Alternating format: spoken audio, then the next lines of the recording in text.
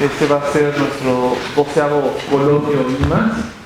Desde un principio nosotros presentamos este coloquio ya hace algunos años con el afán de buscar un área común de investigación dentro del propio instituto. IMAS, como muchos de ustedes saben, es un instituto interdisciplinario que tiene áreas muy diversas. Tenemos de química, de matemáticas, de biología, de ingeniería, de física, y eso nos ha llevado a ser una comunidad muy rica, pero siempre el diálogo en una comunidad tan rica, tan diversa, es un reto que nos impulsa, que nos da sentido y que siempre tenemos que estar construyendo a través de este gran reto que es la interdisciplina, buscar tierra común de desarrollo de la investigación. El día de hoy pues tenemos el honor de tener entre nuestros ponentes al doctor David Krcenovic, lo cual pues, agradecemos, doctor, la oportunidad de poder escuchar su plática. Traía preparadas unas palabras de decir con quién estamos hablando. Pero más allá de eso, algunos de ustedes, o más bien casi todos, han de conocer al doctor David Krcenovic, que es pues un referente en la medicina, un referente en la ciencia en México. Ha sido miembro de varias juntas de gobierno, entre ellas de esta universidad, de nuestra Universidad Nacional. Ha sido miembro de la Junta de Gobierno. Actualmente es director del Instituto Nacional de Ciencias Médicas de Nutrición, Salvador Subirán. Ha recibido diversos reconocimientos, entre ellos el honoris causa también de esta Universidad Nacional, es emérito del Sistema Nacional de Investigadores. Ha tenido también una alta producción científica de más de 400 artículos o diversos trabajos entre artículos, capítulos de libros y referencias. Es un investigador, es un médico que se ha especializado en el área de gastroenterología, pero sobre todo, y creo que es muy importante, creo que es algo que de mucho interés para una gran comunidad, no solo la comunidad médica, que de por sí ya es una comunidad madura y muy fuerte dentro del país.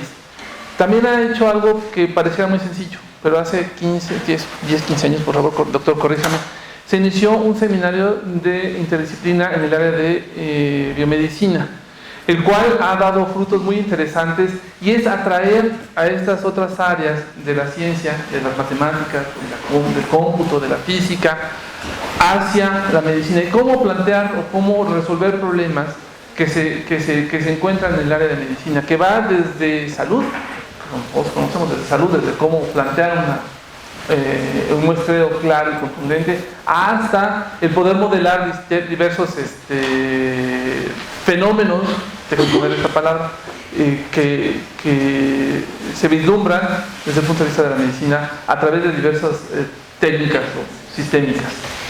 Pues en ese sentido tenemos este honor de tener un referente científico del país entre nosotros hoy, para darnos una charla, más allá de, como les decía, de todos estos grandes logros del doctor Krcenovic.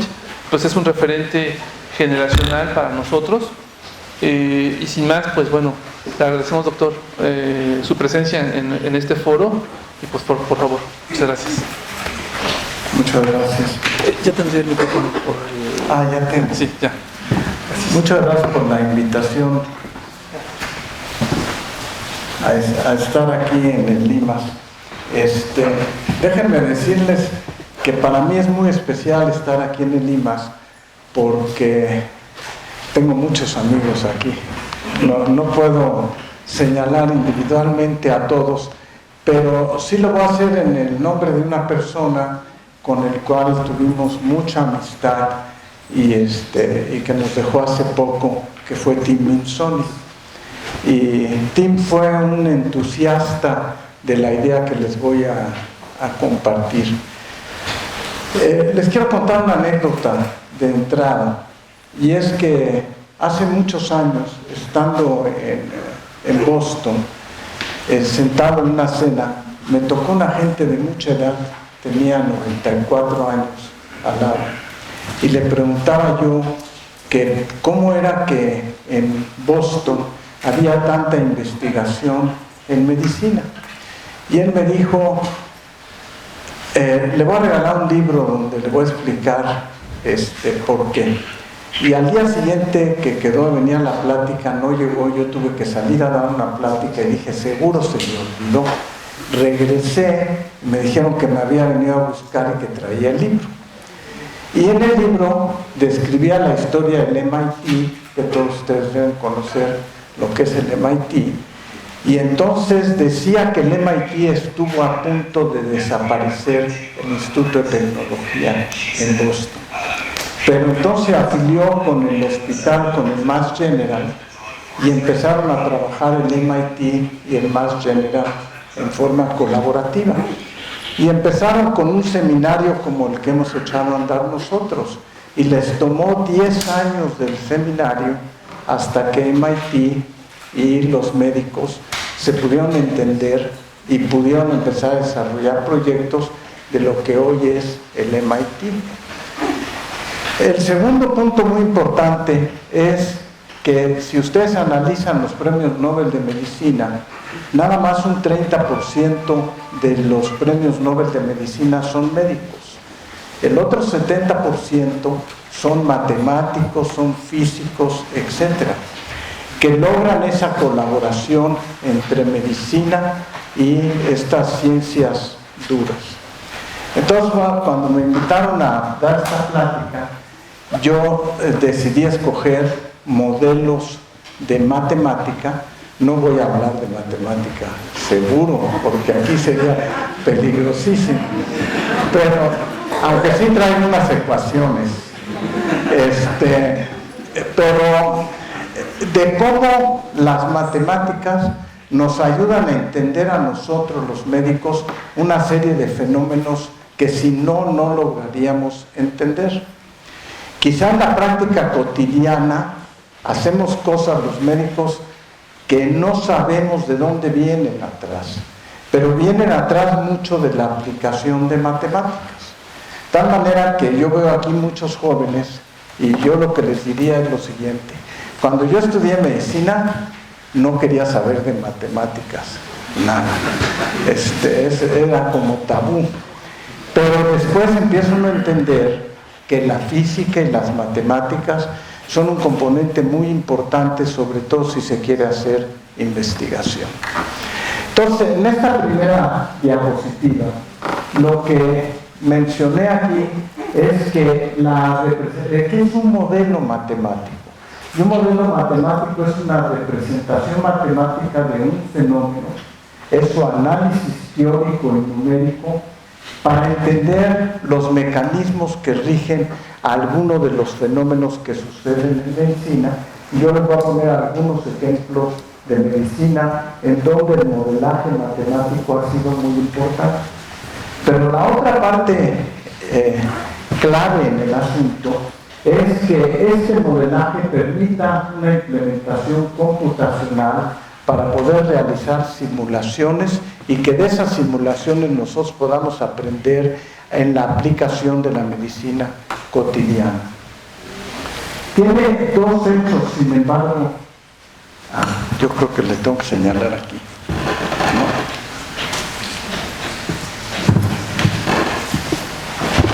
¿no? Aquí lo paso. Tiene dos puntos muy importantes.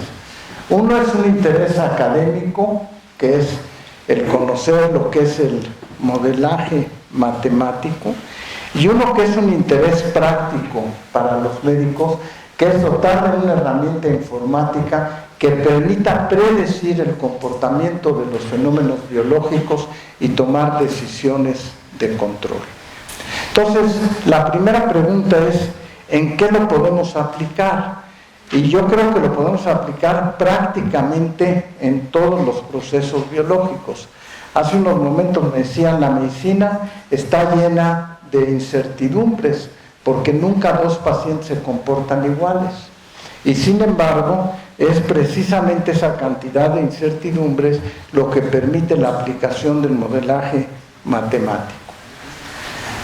Yo les voy a poner estos ejemplos que tengo aquí en la diapositiva, pero dense cuenta que al final puse otros, porque es un sinnúmero de cosas que podemos modelar matemáticamente.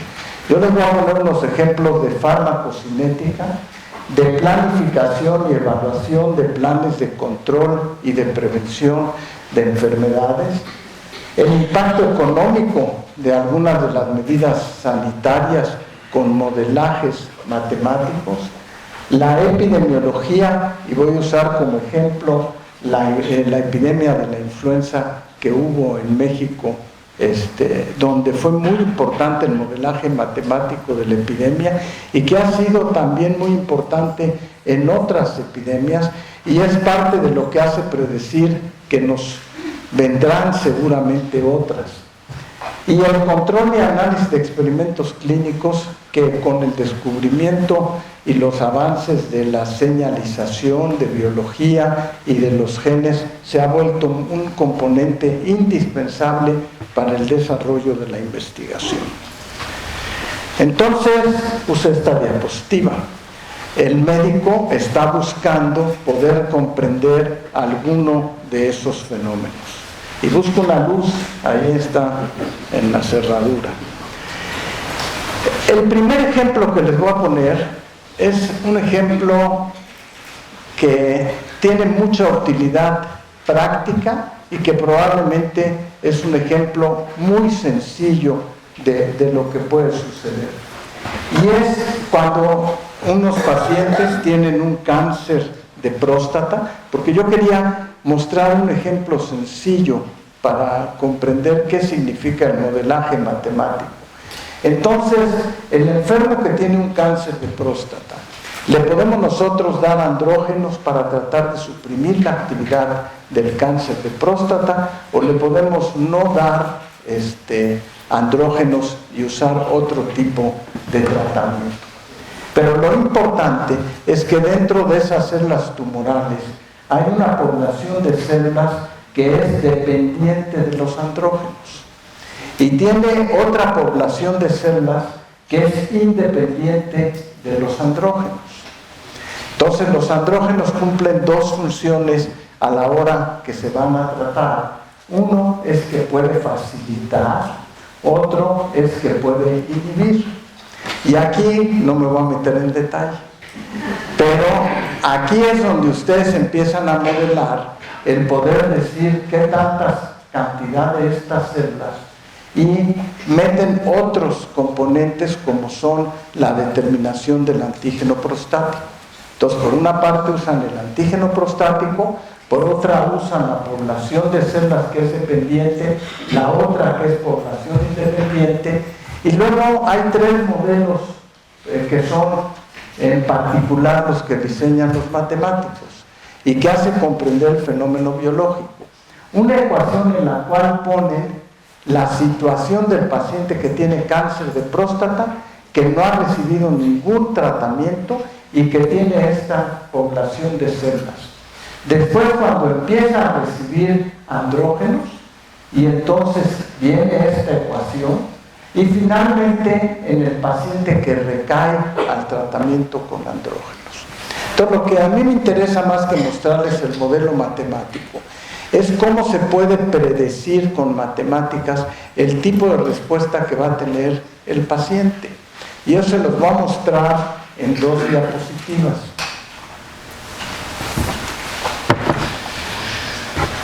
Una es cómo se comporta el antígeno prostático al paso del tiempo.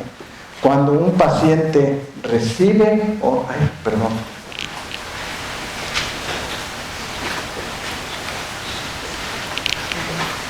cuando un paciente recibe o no el tratamiento, como el antígeno prostático en cada una de las tres poblaciones que les mostré, es decir, condiciones basales, suprimido por andrógenos o después de recaer, cómo se comporta el antígeno prostático y cómo lo pueden calcular con modelos matemáticos.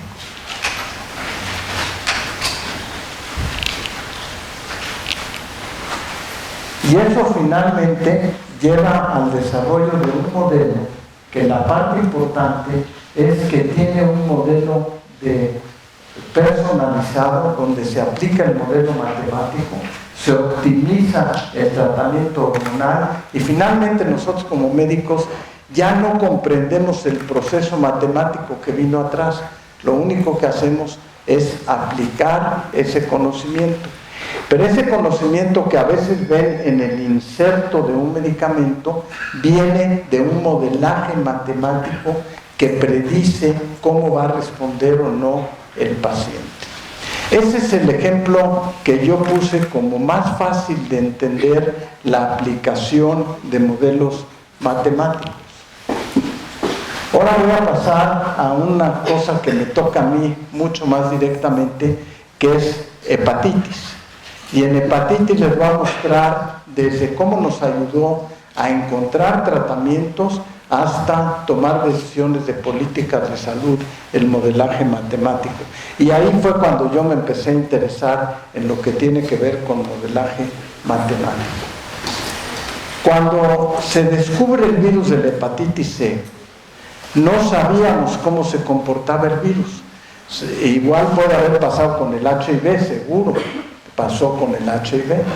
Pero cuando aparece el virus de la hepatitis C no teníamos ni la menor idea de cómo se comportaba, cuánto tiempo duraba, etc. Entonces los primeros modelos fue tomar la población susceptible, la población que se infectaba en forma aguda porque desconocíamos que era una infección crónica en un principio, después el que desarrollaba infección crónica, si el paciente pudiera tener un fenómeno de otra infección prevenible o si tenía una infección secundaria. Y los matemáticos se dedicaron a poner todos estos aspectos poniéndole los numeritos. Y yo siempre digo que los numeritos no es más que otro lenguaje, que si uno le pierde el miedo y empieza a buscar qué quieren decir los números, le empieza a encontrar lógica a la situación. Y después le puede encontrar aplicación clínica que yo les voy a mostrar. Pero lo importante es que en los modelos buscan todo, desde la población que recibe el factor de riesgo, si es que se inyectó o no, la población susceptible, la que está infectada, el estado de la infección, si previamente había estado expuesto o no, cuál es la mortalidad, etcétera, y empiezan a hacer los cálculos. Aparece la hepatitis C y nosotros empezamos a comprender qué es lo que sucedía. Y la parte muy importante es que les puedo decir que después de 20 años se puede curar la hepatitis C. Ahora, tuvo mucho que ver las matemáticas. Los primeros tratamientos que se daban para hepatitis C duraban 1 año y los pacientes sufrían, verdaderamente sufrían, les iba muy mal. Hasta que algún grupo de matemáticos empezó a ver cómo se comportaba el virus y cómo ocurría la infección. Y la pregunta que uno se hacía, ¿y por qué 1 año? Pues no sabíamos por qué, pero el tratamiento era por 1 año. Y 50% de los enfermos se curaban. Ahora damos el tratamiento por 12 semanas y se cura el 98% de los enfermos. Entonces, ¿qué fue lo que sucedió? Lo que sucedió es que los modelos matemáticos empezaron a demostrar que después de que se daba el interferón pegilado de tratamiento, resultaba que la manera en que caía la carga viral del virus, si se fijan aquí, era prácticamente en las 48 horas, en 48 horas, sí, 2 días después de administrado el medicamento. ¿Y qué el efecto máximo? Lo alcanzaban alrededor de 2 semanas después del tratamiento. O sea que todo el tratamiento que estábamos dando después probablemente no tenía mayor efecto. No se curaban porque el medicamento no era tan efectivo. Pero ahora que tenemos agentes antivirales directos, sí sabemos que en 15 días eliminamos el virus, en 28 días no tenemos el virus y como nos da miedo a los médicos, lo damos por 12 semanas. Ya empieza a haber esquemas de tratamiento de 8 semanas. Ya bajamos de 1 año a 8 semanas y el costo es muy importante. Entonces fue el modelaje lo que permitió saber que el efecto del medicamento ocurría probablemente en las primeras 48 horas, en aquel que iba a responder, y que al cabo de 2 semanas el paciente había desaparecido su virus.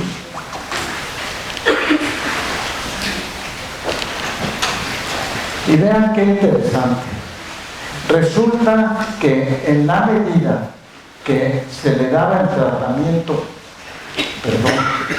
en la medida que se daba el tratamiento, estos son los ciclos de tratamiento, cuando se daba el interferón pegilado cada 8 días, se daba aquí por 8 días, por 8 días, por 8 días, por 8 días, la carga viral disminuía en forma exponencial. Al cabo de 28 días había bajado cuando menos 2 logaritmos el tratamiento. Eso era con los tratamientos antiguos. Con los modernos desaparece completamente al cabo de 4 semanas. Y eso vino de modelaje matemático, de entender, porque muchas veces uno se pregunta, ¿y por qué el antibiótico se da por 8 días? ¿Y por qué se da por 15 días? ¿O por qué no se da por 1 mes? ¿O por qué se da por 6 semanas? Y eso requiere de modelaje matemático. Vean lo que sucede ahora con los agentes antivirales directos. Una agente que tiene una carga viral de 6 logaritmos, sabemos ahora que al cabo de 2 semanas prácticamente está negativo y ha desaparecido su virus.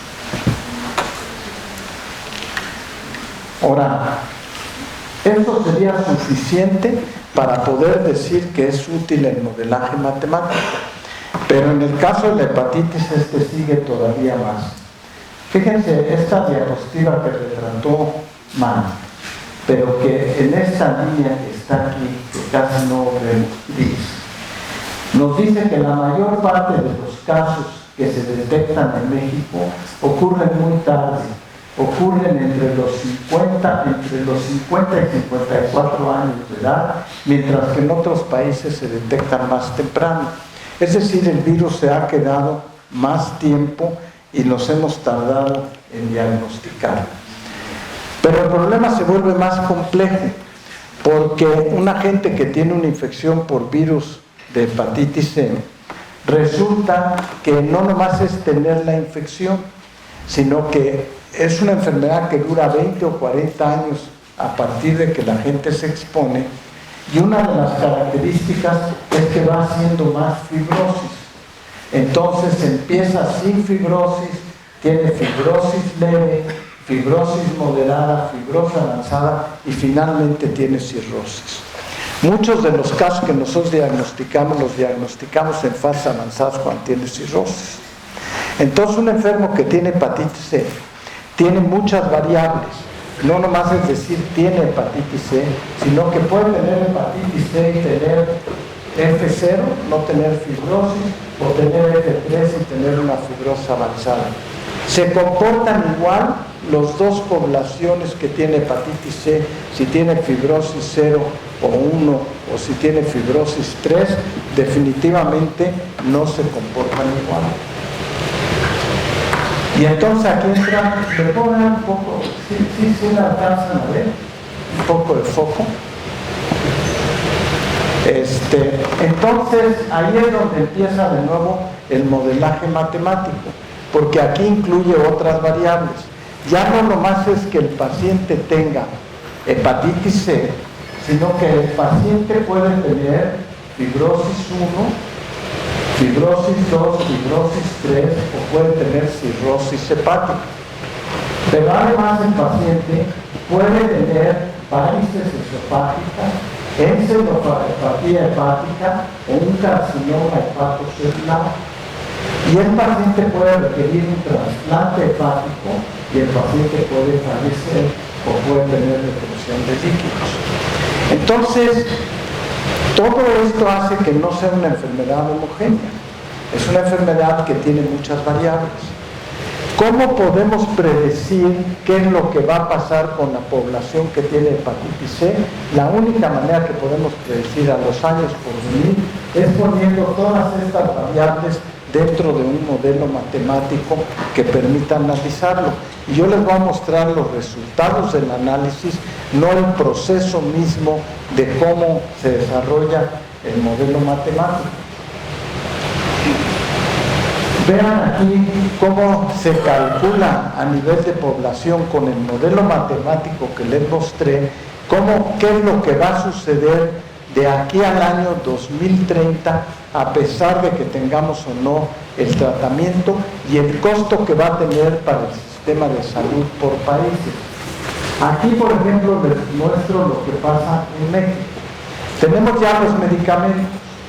Entonces, aquel paciente que tiene fibrosis cero, vean cómo venía aumentando con los años, pero ahora que podemos tratarlo, lo que se espera es que esta curva baje para el 2030. La Organización Mundial de la Salud predice que para el 2030 se debería de eliminar todos los casos de hepatitis C si se accede al tratamiento. En cambio, el paciente que tiene F1, vean con el modelaje cómo se comporta su curva. El paciente que tiene F2, vean cómo se comporta. Y estas tres caen. Pero en cambio, el paciente que tiene F3, que ya tiene el daño, aunque le demos el tratamiento y ya llegamos tarde, como les mostré en la diapositiva de la edad de nuestros pacientes, en los años por venir va a seguir avanzando. Quizá por el 2030 empiece a bajar un poco, porque eso ya no importa si yo le elimino el virus, el paciente ya tiene mucha fibrosis y ya tiene mucho daño.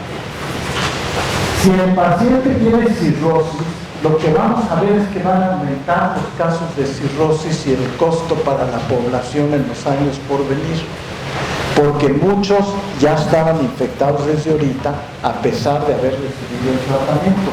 Y cada carcinoma hepatocelular va a aumentar un poco, prácticamente se queda igual. Esto permite tomar políticas de salud para decidir a qué pacientes tratar. Cuando empezaron los tratamientos, se pensó que lo mejor era tratar a los enfermos que tenían F3 y cirrosis, a estos dos. Pero ahora hemos comprendido que si nada más tratamos estos dos grupos y a estos los dejamos sin tratar, esto va a seguir aumentando en forma importante.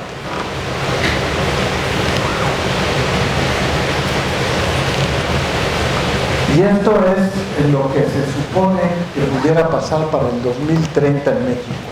Podríamos ya no tener muchos casos de hepatitis C, pero en cambio tener una población de cirróticos por los años que traemos atrás y una población con carcinoma hepatocelular. Entonces el modelaje matemático sirvió desde cómo conocer el virus hasta cómo conocer cómo se puede comportar la enfermedad de aquí al 2030. Y vean lo que esto implica en el costo. En el costo, aquí ven las unidades de costo en pesos. Si pusiéramos 1,000, 2,000, 3,000, 4,000, 5,000, 6,000, 7,000 pesos, no es lo mismo el costo que tiene manejar a un paciente cirrótico o a un paciente con cáncer o a un paciente trasplantado que manejar a un paciente que tiene fibrosis en las fases iniciales cuesta mucho más barato. Y ahí es cuando el modelaje nos permitió saber que la estrategia de tratar a los F3 y F4 no era la mejor, porque íbamos a estar tratando a estos pacientes que tienen un mayor costo. En cambio, si tratamos desde aquí, podemos evitar que los pacientes lleguen a F3, F4, cirrosis o carcinoma hepatocelular. Y eso permitió convencer a las autoridades en México y por eso desde enero del presente año hay ya tratamiento para hepatitis C, tanto en el Seguro Social como en el Seguro Popular para cualquiera que tenga hepatitis C. Y eso se logró en convencer a las autoridades y a las financieras en el sentido de cómo se comportaría la enfermedad y cuál sería el costo que tendría la enfermedad tratándola de esta forma, tratándola de otra forma o no tratando a la población.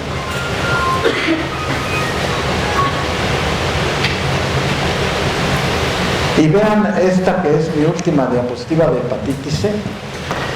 Aquí es donde podemos ver la importancia del modelaje matemático. Este es el total de pacientes con hepatitis C. Cuando recibían interferón pequilar y ribavirina, 50% de los pacientes se curaban. Si nada más se trataban 10% de los pacientes por el costo en México, la curación se obtenía en 5% de la población.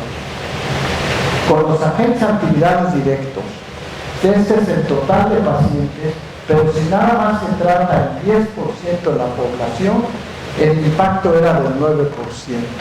Entonces había que convencer a las autoridades, porque con el 100%, con una respuesta del 90%, si se trata el 90% de los pacientes, el impacto que se tiene en la población total es de 81%. Y entonces los modelajes matemáticos permitieron ir desde el que empezó la enfermedad, cómo se trató, cómo se comportaría de aquí al 2030 y por qué sería costo-beneficio tratar a todos los pacientes y no nada más al paciente en los estadios más avanzados de la enfermedad. Ese es un buen ejemplo de cómo el modelaje matemático ayuda al desarrollo de una enfermedad.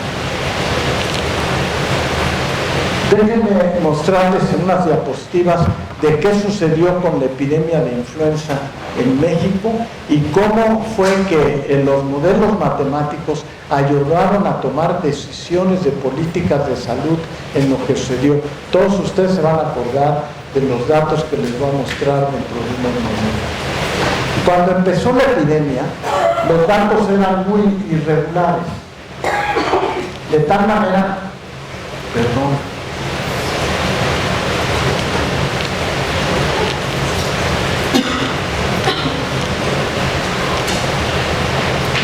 de tal manera que hubo una fase de crecimiento exponencial conforme empezaban a aparecer los casos de la epidemia en nuestro país.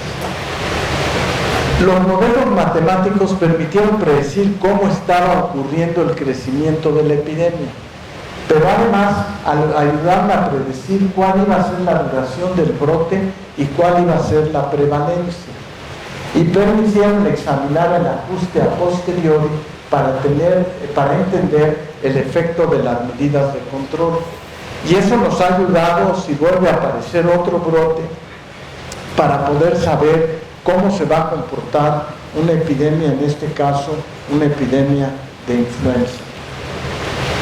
A ver, estos modelos SIR, que para ustedes debe ser muy conocido, porque es desde principios del siglo pasado, no de sino del siglo pasado, eran los mismos que se utilizaron para saber cómo fue el comportamiento de las epidemias de influenza a principios del siglo XIX, a principios del siglo XX, a principios del siglo XX, y los que se utilizaron en la epidemia que ocurrió en México.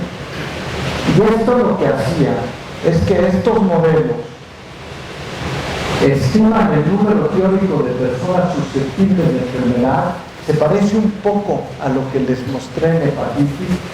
Los susceptibles, el número de enfermos que están infectados y el número de personas que ya no pueden transmitir la enfermedad porque se removieron, es decir, o se curaron o se murieron.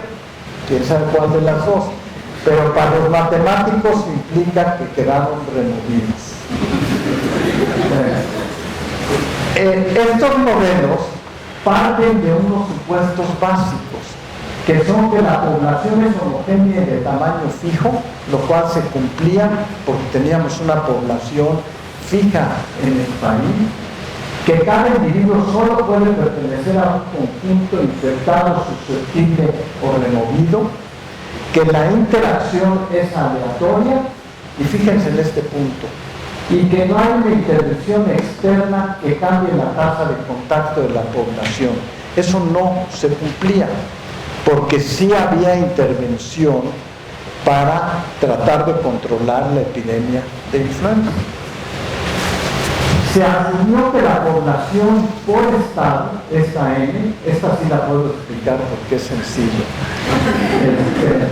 que la población por cada estado era constante y que el número de individuos susceptibles sobre la población constante y luego el número de individuos infectados sobre la población constante y luego el número de enfermos removidos en la población constante eran variables dependientes del tiempo, y se usó esta fórmula. Y la fórmula del estado se obtuvo de los sitios del Instituto Nacional de Geografía.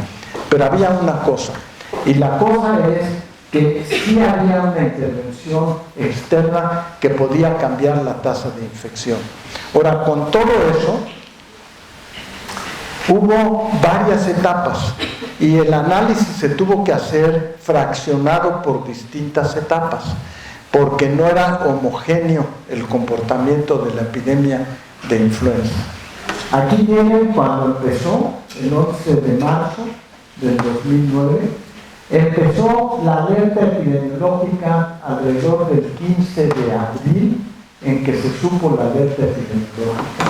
Y después vinieron una serie de medidas, como fue la suspensión de actividades educativas en el Distrito Federal y el Estado de México, la suspensión de actividades no esenciales y finalmente el regreso a clases en la educación básica. Entonces estos modelos se aplicaron en las distintas etapas en donde hubo intervenciones para tratar de corregir esa parte no homogénea. Y lo que permitió es tener un análisis por estado de cada uno de estos en los distintos periodos. En el periodo donde hubo medidas de aislamiento y en el periodo que hubo ya la recuperación. Y permitió saber cómo se comportaban los estados y ver que los estados no se comportaban igual.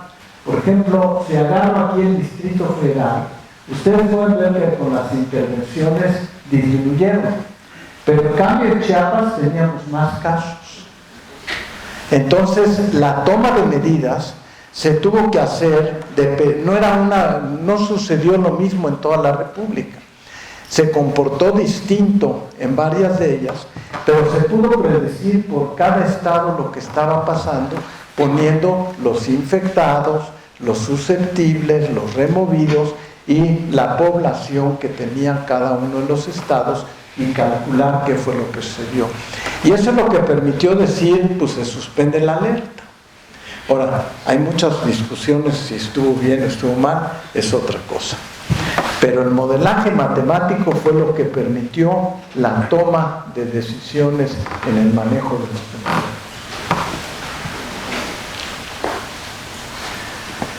Va a pasar a otro que tiene que ver con los ensayos clínicos y con los avances que han ocurrido. Y les traje varios ejemplos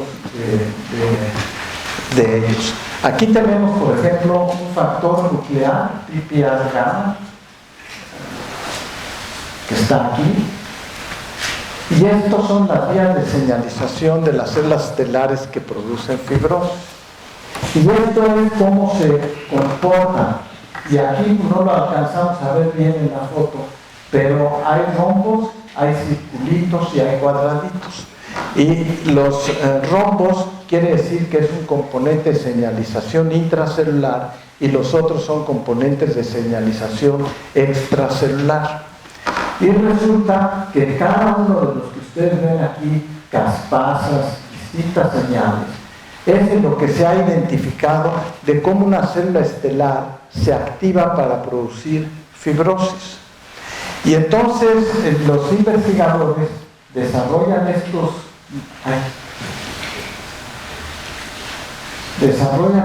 mapas y tienen todo esto identificado, factor de transformación de crecimiento beta, etc.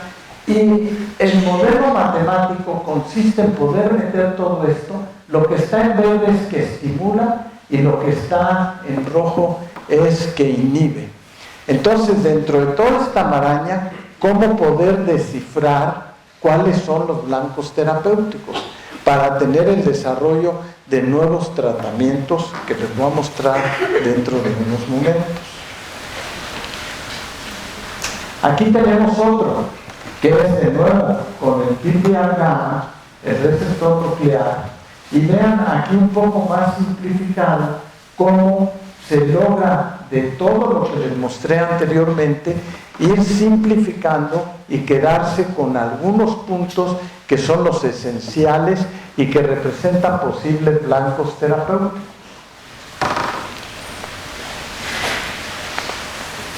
Esta es quizá una de las diapositivas que más me gusta, pero no la alcanzan a ver.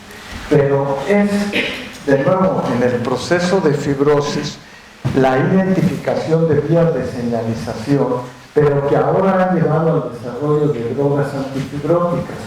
Y cada una de estas cositas que vemos aquí en rojo es distintos productos que se están utilizando en forma experimental, algunos de ellos ya en fase 3 de nuevos medicamentos, y que no se hubieran podido identificar si no se hace el modelo matemático de tratar de reducir y encontrar cuáles de estos son los que inhiben. Creo que esa debe ser mi última diapositiva. Muchas gracias, y si tienen algunas preguntas.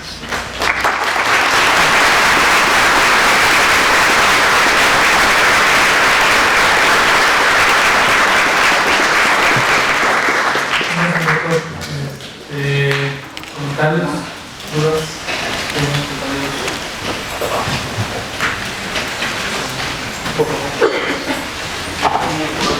¿Podría comentar un poquito cómo en la medicina moderna va a ir cambiando? ¿Podría comentar cómo en la medicina que viene a futuro va a tener más o menos juego la parte más física que la parte más, digamos, más orientada a la bioquímica? A ver, yo creo que hay un componente muy importante que entra en juego en la actualidad. Son dos componentes muy importantes. Uno es el haber logrado identificar el genoma, que pone un componente, pero quizá más importante que la identificación del genoma es ahora saber que se puede editar el genoma. Entonces, cuando tú hablas de física o de matemáticas, tiene que tener su aplicación en el proceso de la codificación, o de la, más bien de cómo logras modificar los genes para poderlos tener intervenciones de tipo terapéutico. Entonces, en el proceso de edición tiene que ver la matemática y tiene que ver la física, entendiendo por física muy distinta, porque estamos hablando a nivel ya de genes, no estamos hablando de grandes espacios, sino niveles muy pequeños, nano. Entonces yo creo que conforme siga avanzando la medicina, vamos a tener cada vez más aplicación de física y de matemáticas para el entendimiento a un nivel nano de lo que está sucediendo. Yo creo que hay un campo enorme para la aplicación de física y de matemáticas. Yo siempre me recuerdo que una de las primeras cosas que aprendí con ustedes fue eso de los fractales, y los fractales a mí cada vez me impresiona más y más en la importancia que tienen en el entendimiento de fenómenos biológicos.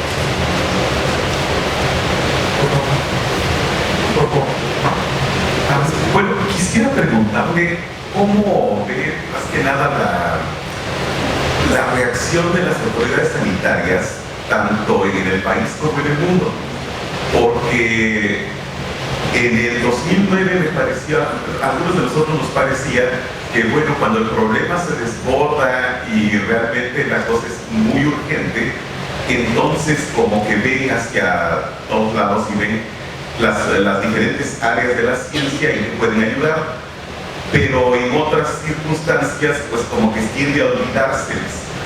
Bueno, yo creo que no. A ver,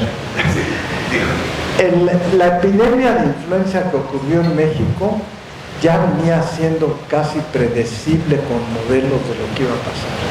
Como ahora hay modelos de que predicen que va a venir otra epidemia y que nos permiten además saber desde antes qué año es el año que va a estar bien y qué año es el año que va a estar mal. Entonces, sí, efectivamente, cuando ocurre un accidente, pues se despierta más atención. O sea, con la epidemia se despertó más atención. Nosotros en el instituto no teníamos laboratorio BCL3, después de la epidemia pues ya tenemos un BCL3. Entonces, sí es cierto que se despierta, pero yo creo que hay muchas cosas que ya están predecibles, que vienen, que no sabemos cuándo.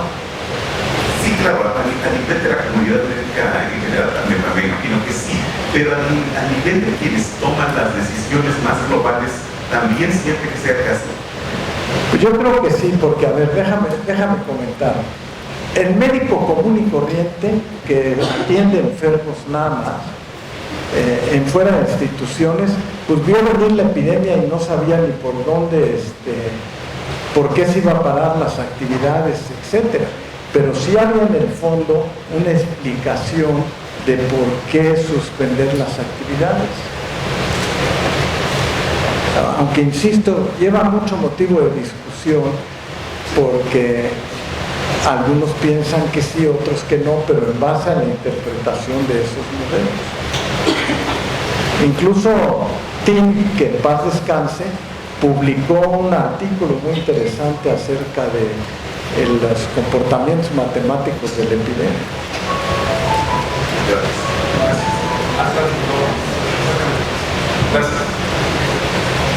Buenas tardes. Yo quisiera preguntarle, aprovechando que están aquí comunidad muy variada, físicos, matemáticos, nuestros alumnos de ingeniería de la Facultad de Ciencias, y antes de que se vayan a sus clases, pues que sepan cómo podrían ellos vincularse si les interesa colaborar en el seminario de medicina que usted mencionó, o cuál sería la vía natural para integrarse a este tipo de trabajo interdisciplinario. Todos los jueves de 2 a 4. Está abierto. En nutrición. En nutrición en el departamento de gastroenterología. Déjenme decirles que ha rotado por varios lugares.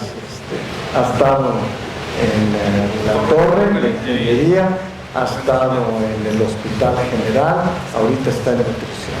Ha estado en la facultad de medicina también. Muchas gracias. Como todos sabemos, para poder nosotros saber si el modelo sirve para algo, hace falta contrastarlo con los datos. Y justamente me preguntaba qué tal son los datos epidemiológicos en México para las distintas enfermedades notificables y qué se puede hacer para mejorarlos también. A ver, son muy variables los datos, pero en general sí lo hay. Pero voy a permitirme aprovechar para tratar de contestar esa pregunta. Por ejemplo, en el caso de la hepatitis C nos ayudó mucho conocer la epidemiología. Yo no lo mostré, pero hicimos un trabajo en conjunto con, se me va el nombre de Limas, sobre los grados de fibrosis para predecir el comportamiento de fibrosis en los pacientes. Pero, por ejemplo, tenemos la epidemia de obesidad y tenemos la epidemia de diabetes. Y uno quisiera ver todavía más y más modelos matemáticos. Nos fascinaría tener cada vez más gente involucrada tratando de predecir lo que viene la cosa. Los datos epidemiológicos ahí están. Lo importante es cómo utilizas esos datos epidemiológicos para tratar de encontrar en qué punto de inflexión se vuelve muy importante.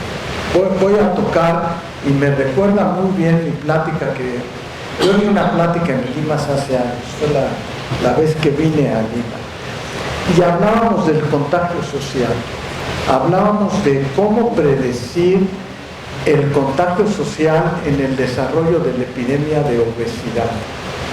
Y eso hay trabajos muy interesantes que demuestran que una gente obesa se junta con gente obesa y se van haciendo círculos, y en cambio gente no obesa tiende a juntarse con gente no obesa. Sin embargo, ¿cómo logras dentro de esa cantidad de datos encontrar cuál es el punto en el cual puedes incidir para poder quebrar eso? Eso es importante. Y ojalá hubiera mucho más modelaje matemático en lo que está pasando en la epidemia de obesidad y diabetes, porque seguramente nos ayudaría a encontrar sitios de oportunidad de intervención mucho más útiles que los que tenemos, porque tenemos muchas medidas, muévete, haz ejercicio, etcétera, pero no logramos que se quiebre la curva, y algo debe tener que ver en la matemática en eso. Buenas tardes, doctor. Bueno, he visto que en su plática ha mencionado mucho la aplicación de las ecuaciones diferenciales, la mayoría de los casos que nos presentó, pero ¿qué otro tipo o qué otra rama de las matemáticas utilizan? No, yo aquí quisiera que te contesten los expertos. Sí, no, yo creo que cualquiera de las gentes aquí en Lima te pudiera contestar qué otra. A ver, los médicos difícilmente logramos entender todos el tipo de ecuaciones. Yo te puse las sencillas que yo acabo de entender, pero a ver, hace rato me decían que para tener una ecuación que se resuelve en 10 minutos les puede tomar años, ¿no es cierto? De estar trabajando. Entonces, uno ve el final, pero la construcción, el desarrollo les toca a ustedes. ¿Algún otro comentario?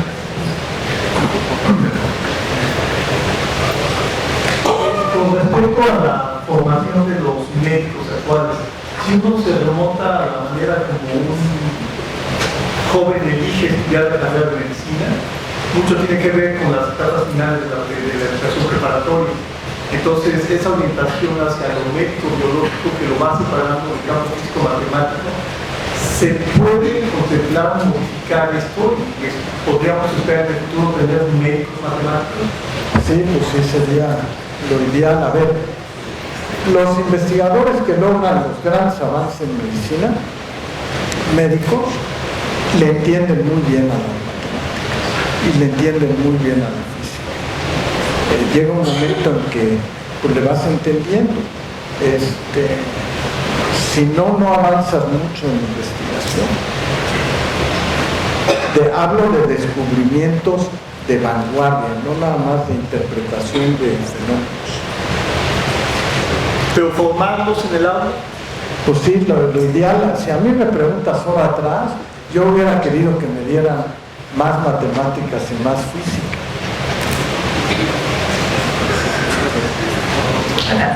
Y en cambio, cuando entras a la carrera, te decides que te vas porque no quieres saber de matemática y de física. Bueno,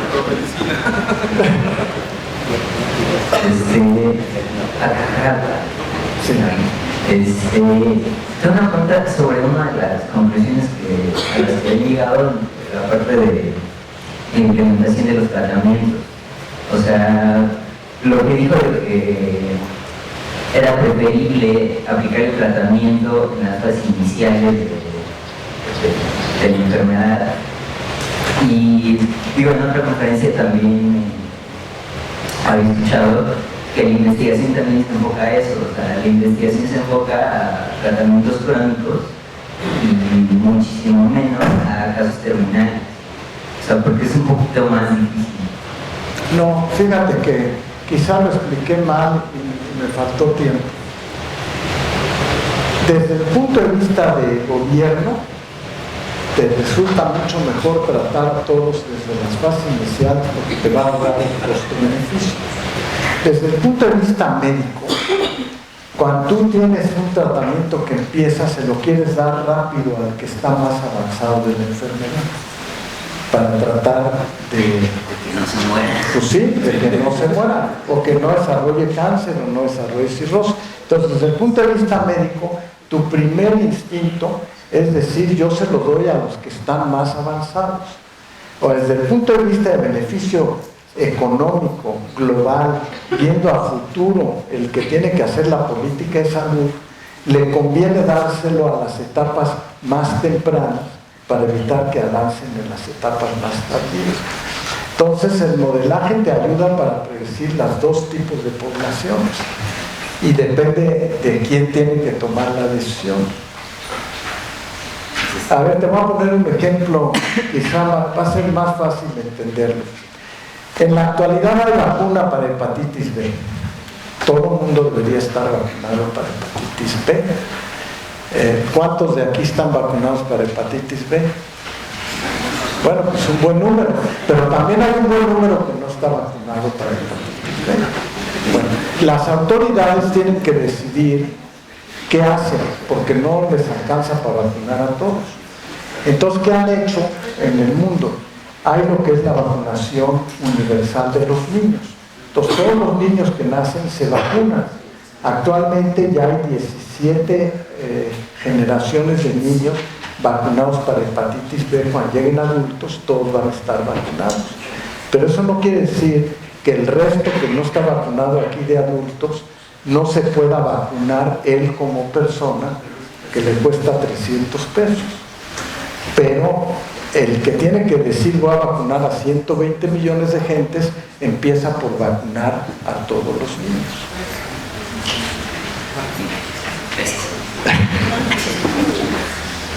¿Otro comentario? Allá tienes. Bueno, ¿estamos allá? Sí, por favor. Perdón, no dije. ¿Qué tal? Buenas tardes, Doc. En su presentación mencionó acerca de los antivirales que se podían tratar de controlar el virus en 48 horas. Esto gracias a las predicciones y ¿usted cree que sería productivo y para la reducción de costos que nuestro gobierno invirtiera en la industria farmacéutica? A ver, dos preguntas. El que el gobierno invierta en la industria farmacéutica, pues sí, yo creo que sí debería. No sé si le resulte productivo o no, pero lo debería. Lo del virus de las 48 horas es muy interesante porque los que vivimos el tratamiento de la hepatitis, que tratábamos un año y que se ponían muy mal, estos fueron unos matemáticos israelíes que se dedicaron a estudiar la cinética del virus y lo que hicieron fue tomar a un grupo de voluntarios y empezaron tomándole sangre, cada semana, y después se le empezaron a tomar cada día y después se le empezaron a tomar cada hora y se dieron cuenta cómo bajaba la carga viral del virus. Y después, vean la importancia de ligar la matemática con la biología. La pregunta era, ¿por qué el virus? Porque se supo que eran las primeras 48 horas, y si tú no eliminabas el virus en 48 horas, te quedabas con la enfermedad por el resto de tu vida. Y la manera en que se supo es que la reacción inmunológica que despertaba el virus ocurría en las primeras horas, en las primeras 48 horas. Si tú ahorita te transfundías la sangre y te ibas a hacer la prueba una semana después, ya era muy tarde, el virus ya se había quedado adentro. Tu única manera de intervenir eran las primeras 48 horas. Ahora nosotros sabemos que si alguien se pica con la sangre de un enfermo con hepatitis C, lo que hacemos es que inmediatamente le pedimos una carga viral e inmediatamente empieza el tratamiento.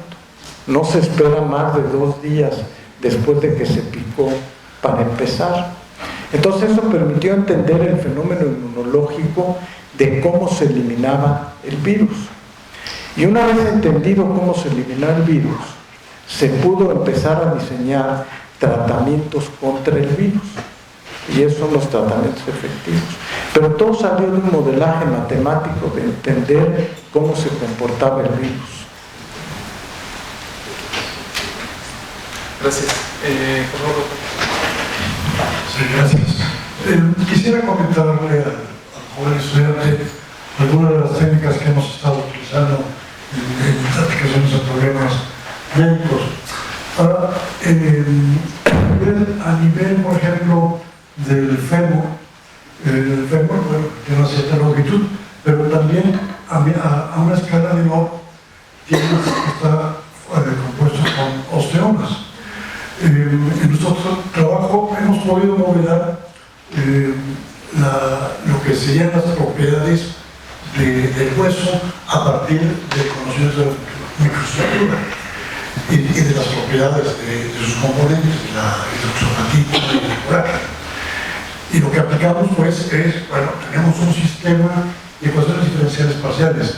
En la presentación del doctor Kerslovich, él mostró sistemas de ecuaciones diferenciales ordinarias, acopladas. Yo no doy para más. Lo que aplicamos es una técnica asintótica. Decidimos la escala grande, que es el tamaño del fémur, y la escala pequeña del tamaño de la osteoma. Entonces, también pudiéramos tener una tercera escala a tamaño celular, que sería la escala nano. Entonces, representamos la función que queremos encontrar, que está gobernada por ecuaciones diferenciales parciales por medio de sistemas de una homogeneización asintótica de 3 escalas. Eso sería, digamos, si deseas aprender más, pues tendrías que estudiar ecuaciones diferenciales parciales y estudiar los métodos numéricos que se aplican para resolverlas. Tenemos también otro ejemplo que hemos tratado. Estamos modelando imágenes térmicas de cáncer de mama. Y ahí, bueno, el fenómeno está gobernado por ecuaciones diferenciales, la variación de la temperatura dentro de la mama. El cáncer, pues, se genera más calor por la angiogénesis. Entonces, hay un fenómeno de conducción de calor. También se puede considerar que hay la elasticidad de la mama. Entonces, ahí tendrías acoplado un sistema termoelástico y aplicarías ese tipo de técnicas que acabo de mencionar, de homogenización asintótica a 2 escalas. Entonces, pues, hay gente que está trabajando esto. Gracias. Hola, primero que nada, muchas gracias por la presentación, muy informativa. Y mi pregunta es desde un punto de vista un poco más práctico. Para generar modelos matemáticos se necesitan datos. Entonces a mí me parece muy curioso llegar a mi cita de ISSSTE, decir que ya llegué y entonces las enfermeras van por folder que está almacenado en unos estantes atrás de la clínica y luego regresan y en ese folder está almacenada información mía, pero nada más está ahí. Entonces, desde esa perspectiva, me gustaría preguntar si existe alguna iniciativa o qué tan real sería crear un sistema nacional de calidad de la información. Es decir, no sé, tal vez la posibilidad de tener computadoras de bajo costo en los centros de salud accesibles al personal de salud para tener centralizada la información y poder acceder a esta información epidemiológica de forma más sencilla para los médicos, pero también para los investigadores. Y eso también me hace un poquito a una colaboración que tengo por ahí con cuando están estudiando el efecto de un parásito blastocystis. Entonces, existe muy poca información en realidad que pudiera ser útil, salvo la que se genera en el estudio. Entonces, en general la pregunta es esa, ¿qué posibilidad, si existe una posibilidad real de crear un sistema generalizado nacional de calidad de información para almacenarla y generar disponible? Tiene varios aspectos tu pregunta. Una de ellas pasa por la privacidad de los datos. O sea, poner disponible todos los datos no es fácil. Pero habiendo dicho eso, hay dos puntos que me gustaría aprovechar de tu pregunta. Una, definitivamente las bases de datos se vuelven muy importantes. Una de las cosas que no tenemos es la cultura generalizada de tener bases de datos, porque las bases de datos pueden servir. Y aquí hay muchos jóvenes. Yo estoy convencido de que lo que viene en medicina, no sé qué tanto aplique en matemáticas, pero lo que viene es la inteligencia artificial. Y la inteligencia artificial tiene mucho que ver con cómputo y con matemáticas. Y yo te puedo decir un ejemplo ya de inteligencia artificial aplicado por nosotros en el instituto. A ver, nosotros el modelo de inteligencia artificial en cáncer es Watson, que se construyó en base a los datos del Memorial Hospital de Nueva York, de cómo manejaban a los casos que tenían cáncer. Nosotros lo que hicimos fue poner cáncer de colon y cáncer del pulmón de los datos que nosotros teníamos en el instituto y compararlo con Watson del Memorial. Y nuestro porcentaje de tratamiento entre las dos fue de 67%, no del 100% en todos los cánceres. Y la razón era por la disponibilidad de medicamentos, era por la disponibilidad de técnicas especiales de diagnóstico, etcétera, que no te permitió llegar. Pero la inteligencia artificial ahí viene. Y la inteligencia artificial va a hacer que los médicos tengamos acceso a otras formas de diagnóstico y de tratamiento que en este momento no comprendemos. Pero si alguien nos hubiera preguntado hace 20 años de decir que un coche iba a manejar solo, pues eso es inteligencia artificial. Y si usas el Google y usas el Waze, es inteligencia artificial. Y eso es base de datos, se vuelve muy importante. Muy bien. Muchas gracias. Gracias, doctor. Gracias. Muchísimas gracias.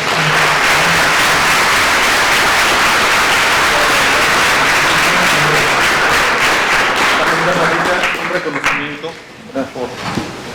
por su plática y trayectoria, así como un pequeño reconocimiento y perdón. Ha sido bueno para esto. Muchas gracias. Y les agradecemos a todos su presencia, gracias por las preguntas, gracias por el tiempo y una muy interesante conversación. Muchas gracias. Gracias a todos.